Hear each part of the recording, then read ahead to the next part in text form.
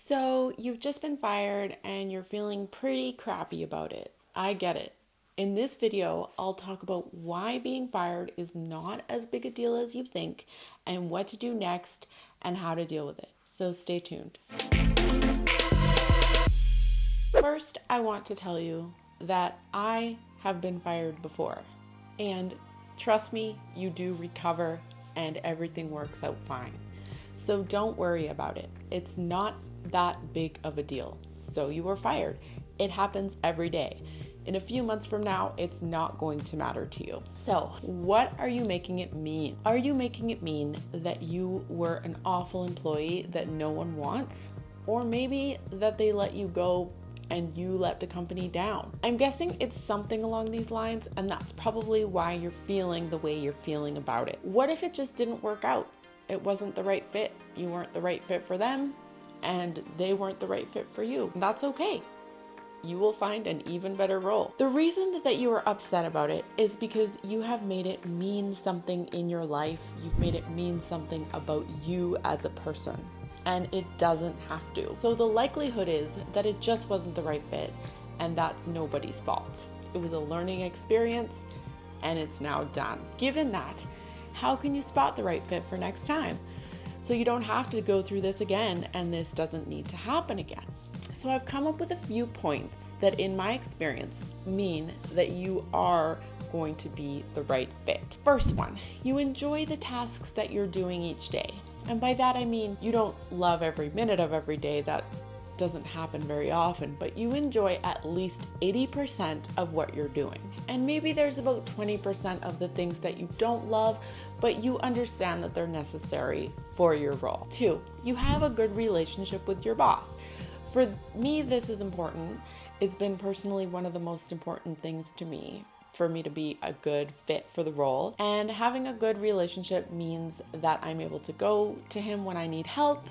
I feel challenged, but if I do hit a roadblock, I can ask for help. Some of these things are going to be more important to you, and some are going to be more important to me. It just depends on your work style. 3, you have a reasonably good relationship with your coworkers.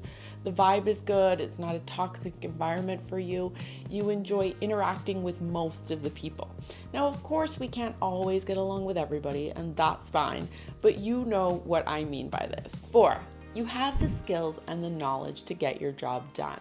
And if you don't, you feel comfortable learning, and sometimes you're pushed out of your comfort zone, but you're not completely off base. So you know what you need to do, or you know where you can go to ask for help. Some of these things might be more important for you than they are for someone else, but all of them together equal a perfect mix of work happy. So what staying in a bad job can do for you anyway? Emotionally, for the long term, it's going to take a toll on you. So the fact that you were fired is actually a blessing in disguise. Staying at a bad job could lead you to health problems caused by stress.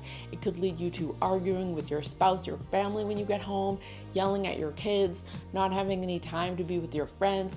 It's very rare for someone to have loved their job so much and have been let go. That doesn't often happen. Normally, there's a good reason. Sometimes layoffs happen and there's usually notice involved, and you get a severance and you have time to find another position. If you were let go, chances are you weren't very happy. Chances are you knew it was going to happen.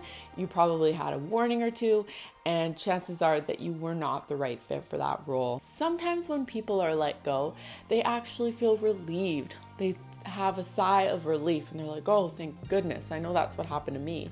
And they might feel a bit of fear as well, but that's okay. That's normal. It's kind of like, what am I going to do next? But if you think about it, that's really exciting because you can now do anything you want. In the grand scheme of things, if you weren't happy, then this probably means that it's the best thing that could have happened to you. It simply means that you are now in a better position to find your dream job, to figure out what it is you do want, and the place that is going to be the right fit for you, because it wasn't working out at that place where you were fired from. It doesn't matter who broke up with who. The end result is that you are no longer with that company. So at the exact time you were getting fired, you could have been thinking in your head, I've had enough of this, I quit. Just happened that they got their words out first. In the end, it worked out the same, and you are going to be just fine. And there we have it. I hope you're feeling better if you were just fired or you do have some steps to take. If you want to watch another video to get started right away, you can click here. Watch another video in this series, click here. I also have a free cheat sheet for you. It's 35 questions to ask to find out if the job is right for you or not. Click below to grab it now. It's absolutely free. Thank you so much, and I'll see you in the next video. Bye.